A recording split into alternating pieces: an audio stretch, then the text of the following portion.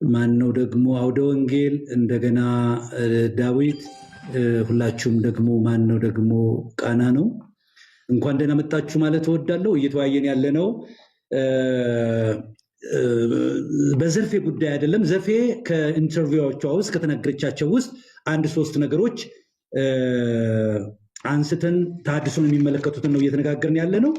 አንደኛ ያቀረበችው ምንድነው? ኢየሱስን ስታነሳ ቤተክርስቲያኒቱ ትገፋለች፣ ታሳድዳለች የሚል ነው።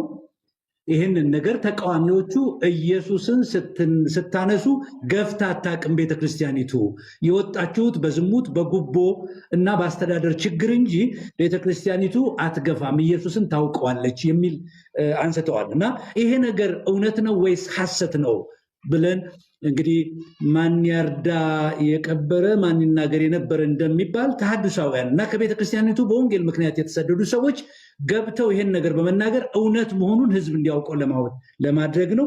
2 እና 3 ቀጥለን እናነሳቸዋለን። ማን ነው የሚቀድመው?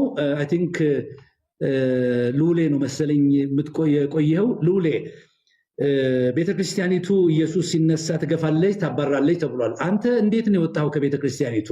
ትቀድስ የነበርክ ዲያቆን መተን አይተናል። የነበርክበትን ስፍራ ሁሉ አይተናል። በእውነት ኢየሱስን በመናገር ነው የተገፋው ኦር እነሱ ባሉት ምክንያት ነው የወጣው? አመሰግናለሁ መምህር ስለተሰጠኝ እድል።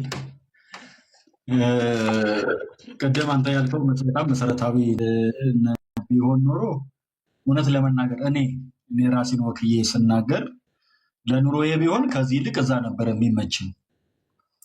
እውነት እግዚአብሔር በሚያውቀው እኔ ከዛሬ 12 ዓመት በፊት ነው ከዛሬ 12 ዓመት በፊት ቤተክርስቲያኒቷ ስትከፍለኝ የነበረው ገንዘብ እንኳን እኔን 2-3 ሰው ማኖር የሚችል ነው።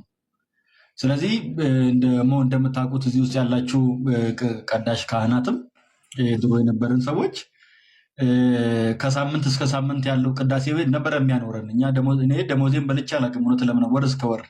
ምክንያቱም ከሳምንት እስከ ሳምንት በቤተክርስቲያን ተወስደ የቅዳሴ ጊዜ አለ። እዛ ያለውኑ ነው እየበላን የምንቆየው። ለስጋ እንበላለን እንጠጣለን።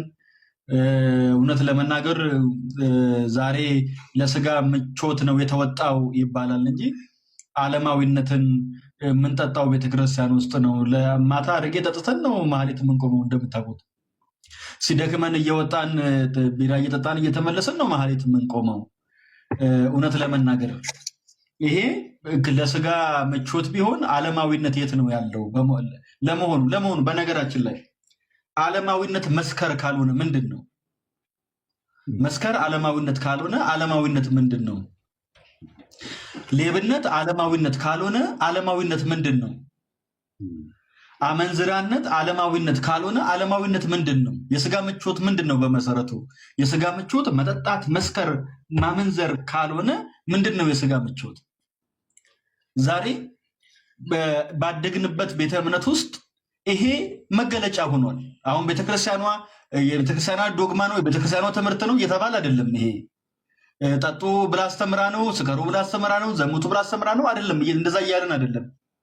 ነገር ግን እዛ ውስጥ ያሉት ከቀዳሽ ጀምሮ እስከ ተራው አማኝ ድረስ ስካር፣ በጾታዊ ጉዳይ ያለ ስህተት፣ የሙስናው ጉዳይ ምንም የሚታወቅ ነው። አዲስ አበባ ሀገረ ስብከት ምን እንደሚሰራ እናውቃለን። ዛሬ እንኳን የቤተክርስቲያኗን ካርታ አስይዘው ኢሚሊየንስ ከባንክ የሚዘርፉ ጳጳሳት ነው እኮ ቤተክርስቲያኗ ያላት። ይሄንን አሁን ይሄ ነውር ወንጌል ስላልሆነ ይሄ ወንጌል ስላልሆነ የእነሱን ገመና በመናገር እንትን ስለማንል እንጂ ዓለማዊነት ከተነሳ መስከር፣ መጠጣት፣ መደነስ፣ መጨፈር ይሄ ካልሆነ ዓለማዊነት ምንድን ነው? እስቲ ማን ነው የተሐድሶ ወደ ጌታ ከመጣን በኋላ ማን ነው ጠጅ ቤት ሄዶ የሚያውቅ? ማን ነው ሰክሮ የሚያውቅ? ማን ነው ደንሶ የሚያውቅ? ትላንትና እንደ ጸበል ጸዲቅ ብለን የምንጠጣውን ጠላ እንኳን እንደ እርም አድርገን እኮ የተውን ሰዎች ነን። ምንድን ነው ዓለማዊነት? ምንድን ነው ራስን ማሸነፍ? ምንድን ነው ራስን መግዛት? ይሄ በጣም መታሰብ ያለበት ነገር ነው። ከላይ እስከታች ድረስ የጥፋት ነውር ያለው በቤታችን ነው። ይሄ የሚታወቅ ነገር ነው። ነገር ግን ቅድም መምህር ጌታቸው አንተም እንዳልከው በእንደዚህ አይነት ጉዳዮች ቢሆን ኖሮ ስደት ያለው እውነት ለመናገር እንትን አይደለም። ማንም ቤተክርስቲያኒቱ አገልጋይ አይኖራትም። ታማኞች የሉም እያልኩ አይደለም። በጣም ባላቸው መረዳት ሃይማኖታቸውን አክብረው በጣም አክብረው የሚኖሩ አገልጋዮች አሉ። ልክ ነው። ጳጳሳት አሉ። ልክ ነው። ቀሳውስት፣ ዲያቆናት፣ ምዕመን አለ። በገባው ነገር ለክህነቱ የሚኖር አለ። በዛው መጠን ደግሞ እንኳን ካህን አይደለም አማኝ ነው ወይ እንኳን ብለን የምንጠረጥራቸውን ሰዎች አግኝተናል። እኔ አንዴ አውቃለሁ። አንተ ዝም ብለን አንድ የአይሁድ ጎረምሳ ነው የምታመልከው ያሉኝን አንድ መነኩሴ ያስታውሳለሁ። መነኩሴ ናቸው ግን ምንድነው ማን ነው የዚህ እኮ ዝም ብሎ አንድ የአይሁድ ጎረምሳ እኮ ነው ያሉኝን መነኩሴ ያስታውሳለሁ። ከዛ ደግሞ ቅዳሴ ሲገቡ ሊቀ ካህናት ኢየሱስ ክርስቶስ ብለው ደግሞ ኑዛዜ ይሰጣሉ በስሙ። እዚህ የወንበዴ ስብስብ እንደሆነ እናውቃለን ቤታችንን። ነገር ግን ዞሮ ዞሮ እኔ ወደ ከቤተ ክርስቲያን እንደወጣ ምክንያቱ ክርስቶስ ነው። እኔ ምዕራብ ሐረርጌ ነው ተወልጄ ያደግኩትኝ፣ እዛ ይታወቃል። ማየት መፈት ቢሆን እኮ እነሱ አያስቀምጡንም። በመሰረቱ ሌብነት ተገኝቶብን ቢሆን ዝሙት ተገኝቶብን ቢሆን እኮ አያስቀምጡንም። እነሱ በየፌስቡኩ እየለጠፉ ሜም እየሰሩ ዶክመንተሪ እየሰሩ እኮ ይበትኑልን ነበረ። እነሱም አያስቀምጡም። ይኸው ተወልደን ያደግንበት አካባቢ መናፍቅ ስለሆኑ አባረርናቸው እንጂ ሲሰርቁ አባረርናቸው፣ ሲያመነዝሩ አባረርናቸው ብለውም አያውቁም። እነሱ እንኳን ይሄንን ነውር ልክ ጌታን እንዳሉት ነው። ለመሆኑ እናንተ በየትኛው በደል ትከሱኛላችሁ ሲል ስለ ኃጢአት አንተን አንከስም፣ ሰው ስትሆን ራስን የእግዚአብሔር ልጅ ስለማድረግ ነው ብለው እንደከሰሱት ነው ጌታን። ስለ ኃጢአት ማንም የሚከሰን፣ ስለ ነውር ማንም የሚከሰን ሰው የለም። ነገር ግን ዛሬም ቢሆን ቤተክርስቲያኒቷ ውስጥ እኔ አሁን አስታውሳለሁ አንድ ቀን የሐምሌ ገብርኤል ንግስ ነበረ። እዛ ላይ ቆሜ ዮሐንስ የሐዋርያት ሥራ ምዕራፍ 3 ላይ የእሱ ስም አጸናው በሚል በጣም ትልቅ ጉባኤ ነበረ። ሰበክ በቃ ያ ከቤተክርስቲያን የመሰረያ በቃ ስደቱ የጀመረው ያ ነው። የእሱ ስም አጸና ቅዱሳት መጽሐፍትን የምናነብ ሰጠችን ብለን የምንላት ቤተክርስቲያን ምን አለኝ? ሰብኬ ስወርድ ነው ይሄ ቤተክርስቲያን ትምህርት አይደለም ማለት ከሀገረ ስብከት የመጣ ልዑክ ነበር። ይሄ ቤተክርስቲያን ትምህርት አይደለም። የቱ ምንድን ነው ኢየሱስ ኢየሱስ የምትሉት? አሁን ላሉባልታ አይደለም ወጥቻለሁ። እኔ ምንም የማዋሸው ነገር ምንም የለኝም። ግን ላሉባልታ አይደለም። ምንድን ነው ኢየሱስ ኢየሱስ የምትሉት? ይሄ ቤተክርስቲያን ትምህርት አይደለም። እንትን አድርጉ እንጂ እመቤቴ በሉ እንጂ መላእክት በሉ እንጂ ምናምን። ኦርቶዶክሳዊነት ማርያምን ነው እስኪመስል ድረስ፣ ኦርቶዶክሳዊነት መላእክትን መጥራት እስኪመስል ድረስ፣ ኦርቶዶክሳዊነት ቅዱሳንን መጥራት እስኪመስል ድረስ እኔ በኋላ ላይ በሀገረ ስብከት ቀርቤ እንትን ስል የሀገረ ስብከቱ ጸሐፊ ልዑል አንተ የፈለግከውን ማስተማር ትችላለህ፣ የኢትዮጵያ ኦርቶዶክስ ተዋሕዶ ቤተክርስቲያን መድረክ ላይ ግን ይህን ስብከት መሰበክ አችልም ምን ያለ በግልጽ ይሄ የኢትዮጵያ ኦርቶዶክስ ተዋሕዶ ቤተክርስቲያን መድረክ ነው። ይሄ ከዚህ ጋር የሚመሳሰል ያላቸው ሰዎች አሉ።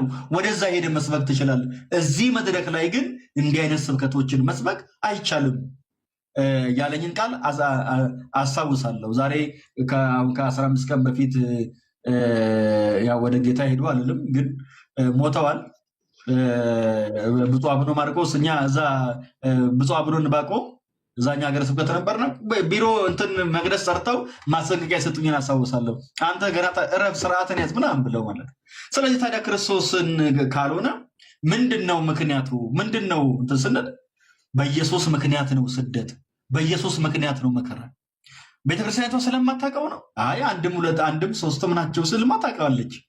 የማርያም ልጅ የእግዚአብሔር ልጅ ስትልማ ታውቃለች። ይሄ ነው ወይ በነገረ ድህነት ውስጥ እናውራ፣ የነገረ ድህነት ጉዳይ ነው እየተባለ ነው። እና እኔ በክርስቶስ ምክንያት ብቻ ነው እንደወጣው የማውቀው። በክርስቶስ ምክንያት ነው ስደቱ የመጣው፣ በክርስቶስ ምክንያት የተገለለው። ከምወደው እውነት ለመናገር አልቅሻለሁ፣ ግን ምንም አማራጭ አልነበረም። እውነት ነው ለሞተልን ጌታ መኖር ግድ ስለሆነ እንጂ እያለቀስኩኝ ነው ከቤተክርስቲያን ትቼ የወጣሁትኝ። ይሄን ያህል ነው ግፊቱ ለማለት ነውና በክርስቶስ ምክንያት